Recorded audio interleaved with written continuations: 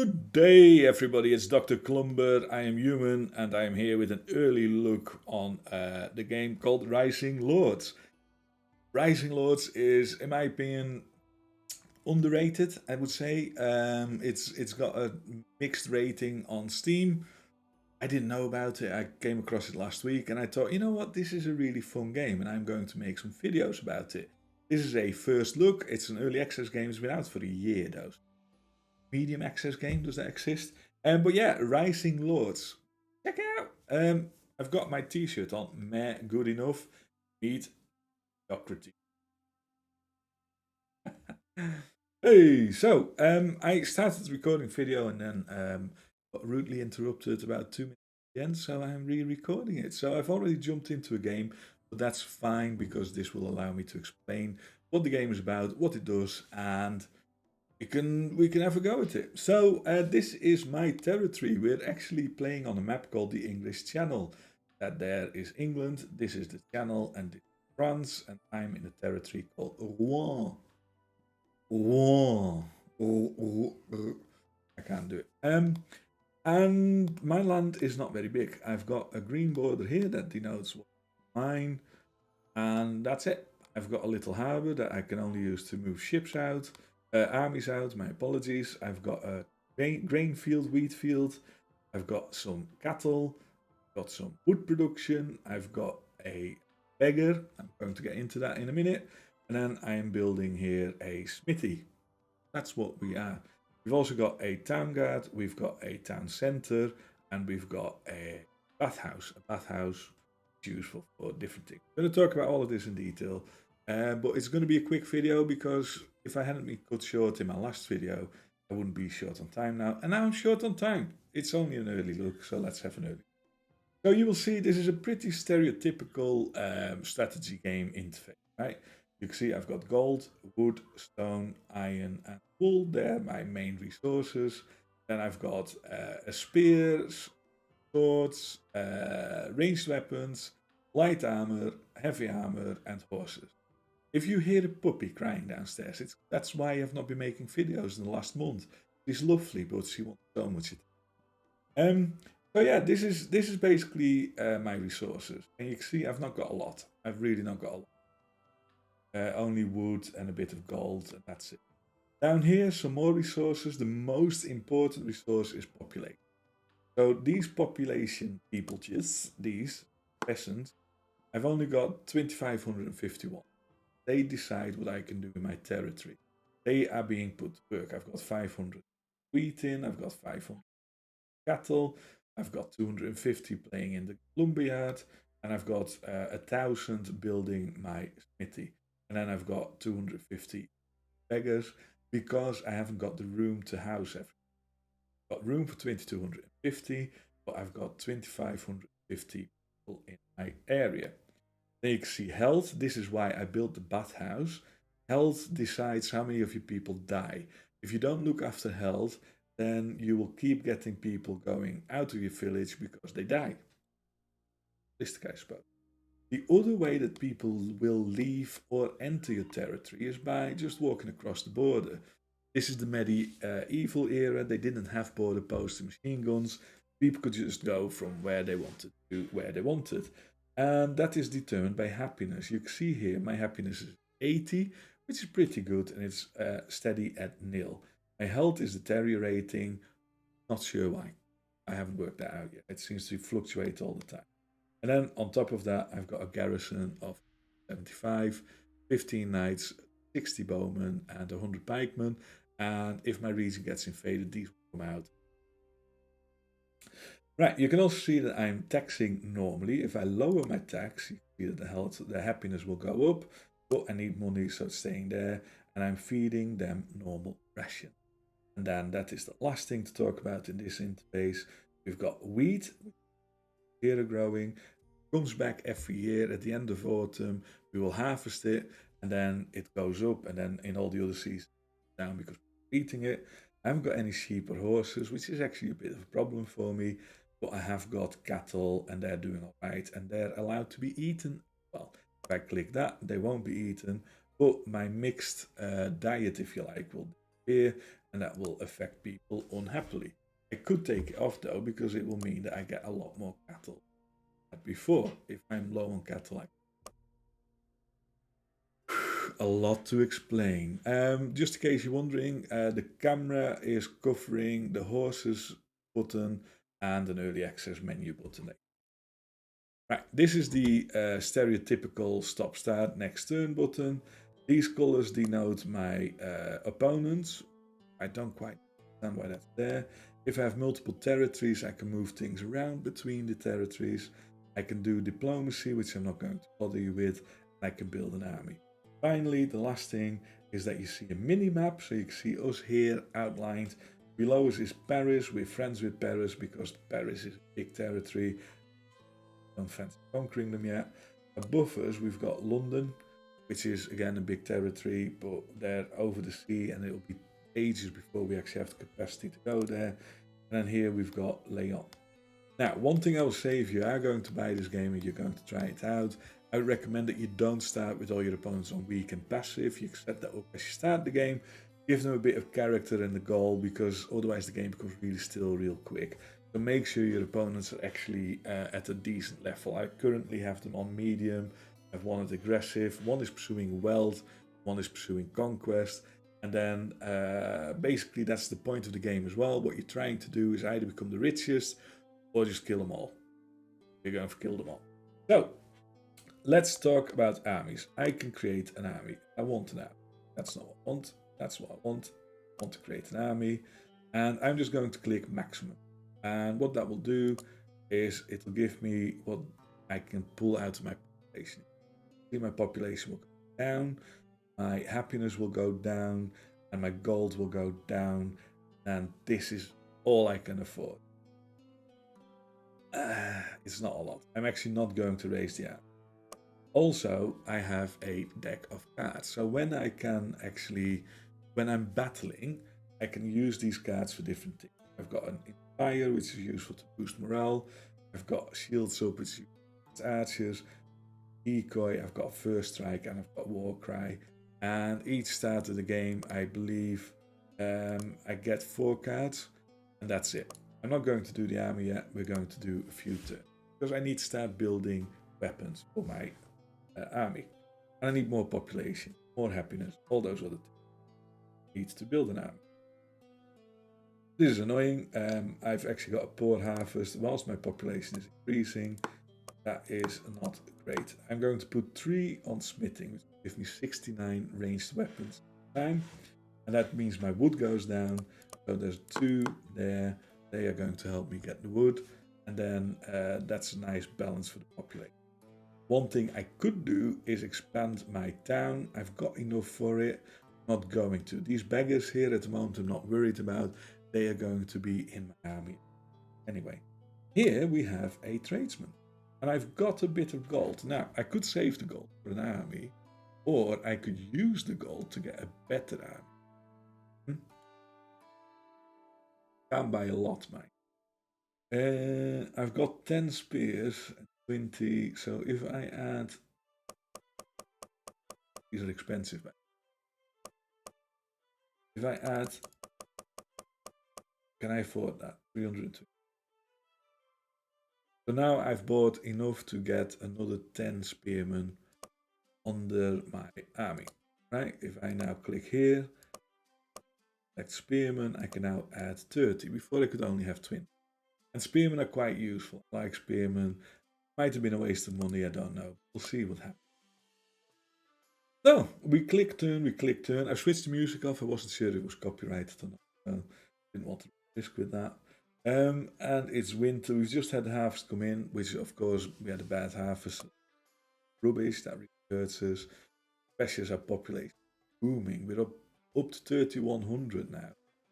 Got 2 beggars. But we are getting more money because of our economy.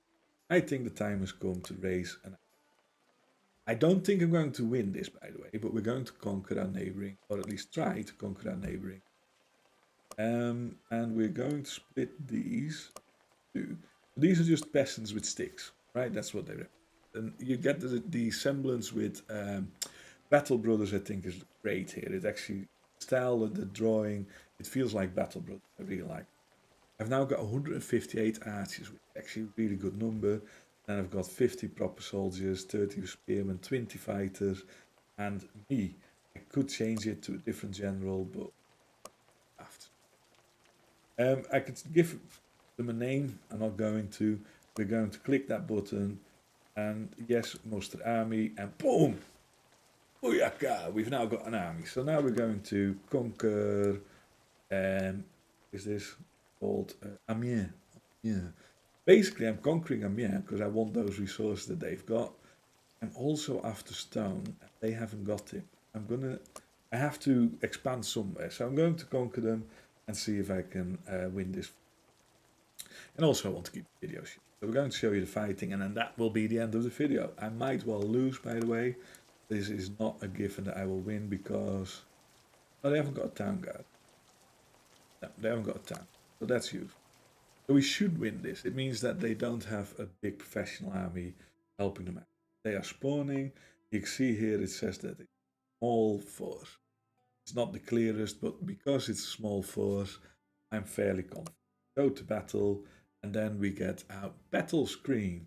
And again, this artwork here as well. I just like it. It's nice. It feels nice. And I've read some of the reviews that were negative, and I just thought, you're moaning about nothing. You know, if you bought this game expecting, I don't know what, but Battlefield, then buy Battlefield, you know.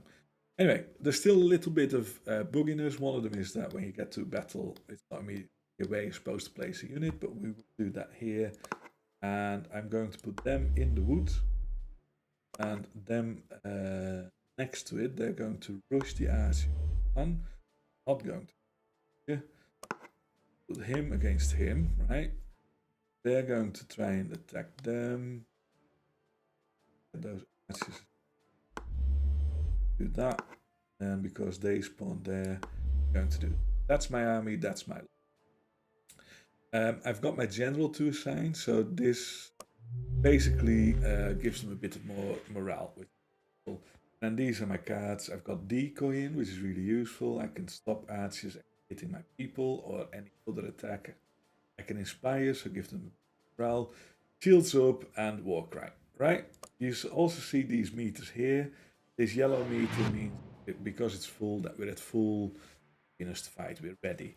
Morale brings that down. So not only does losing troops, like I just did there, drop morale, but actually just having bad results and things affect morale as well. It's actually quite a nicely system.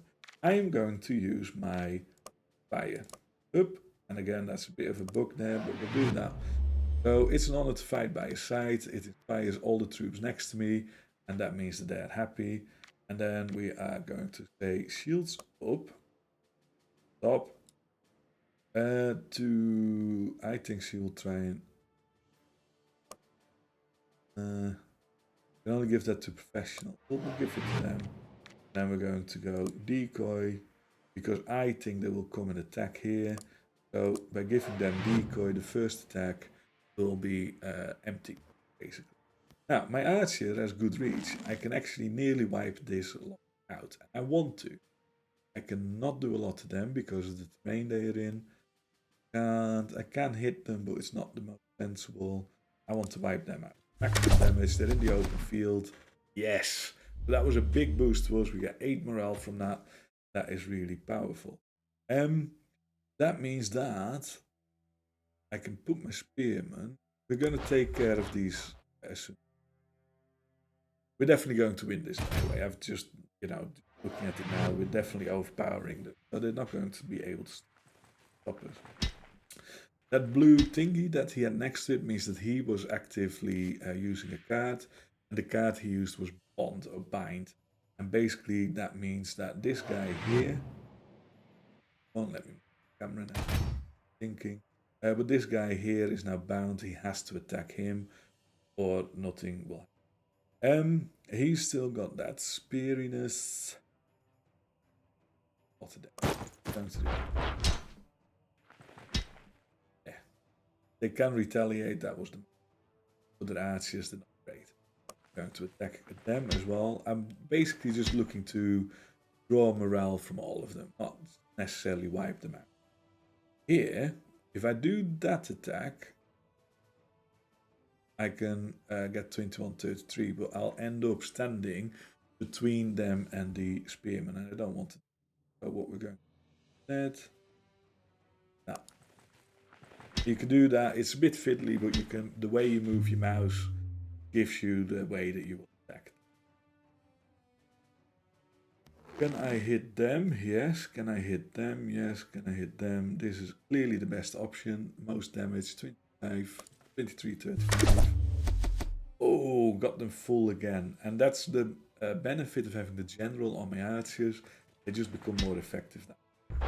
Archers in 1-to-1, when they're in close range, they only use a knife to attack, so I only lost 2. Then my retaliation took 17 stairs. Again, just a nice battle system. I have to attack here because I'm... no, I don't. I can't.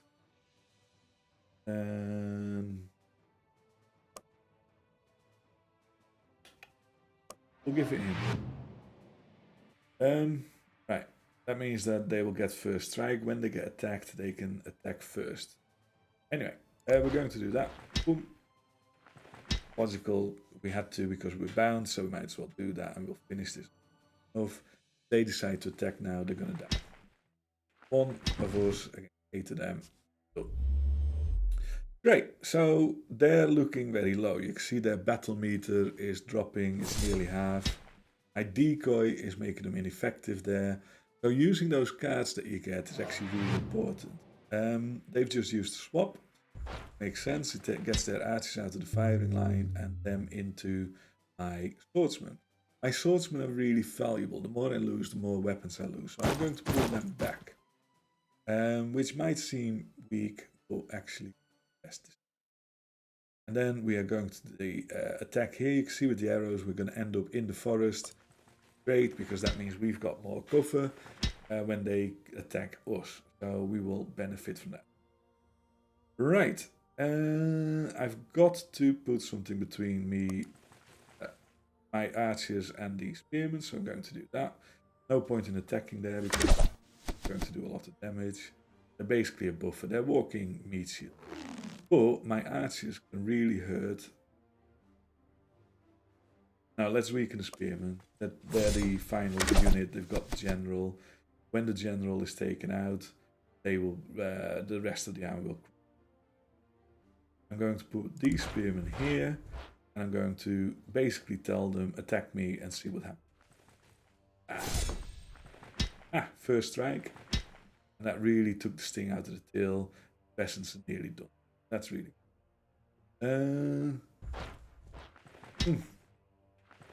That's exactly what I wanted. That's fine. You can see they lost morale. They've just lost half the strength. They really don't like it. So that's good. We're going to move him there. And we're going to attack. And might wipe them out here. Oh. Well. That's not the biggest problem. But yeah. Like I said, it's a nice mechanic. It feels a bit easy at times until you actually meet an opponent that's really good. So we're just at an advantage here because we've got better troops. And that's just the way it is. That's how it was back then, and that's how it is now. The reason I moved the peasants here is because now this archer is effective. They will probably use a knife on him. That's fine. Meantime, my archers can take out this. Or let's do that. By doing this, I'm hoping my spearmen can take them out. Really hurt. Which will be. But we need to take that general out really, because that will be the final drop. But archers are just dangerous, so we need to make sure we take care. See, they couldn't do anything there. So we're in a very strong. This guy is going to die, attacking into my archers. Hope, yeah. There we go. And they've only got 2 units left. It's time to take them out. This guy is. I'm just moving around. Their turn. They're going for the spearman, which benefits me a bit. Not great, but a bit. I can then take these archers out. And that should really drop morale. There you go. And they are fleeing the battlefield. So even though we didn't kill the general in the end, he realized we're so weak now we cannot keep up. They started with 33, but they had troops fleeing, which dropped to 24. That was it. So we've won, and we have taken Anya from the people, for the people. Dr. Plumber winning like a rockstar. You can see we lost 21. I would like, oh, it's here. I would like totals here. So we lost 113, killed 320. That was just good. And we got some loot as well from that, so a bit of gold. So that is Rising Lords. This is my early look at Rising Lords, and I really like it. I think it's a very, very deep game potentially. I think it offers a lot of fun. I haven't seen whether it's multiplayer yet or not. But if this is multiplayer, I can imagine playing this with 3 friends. You get, 4 zone maps, so it's like a one-on-one, one-on-one. Got really hectic real quick. I rate it. I think it's a good game. It's good enough now. There's a few little bugs that need to come out, but when they've done that, it's definitely worth getting. My name is Dr. Plumber. Out.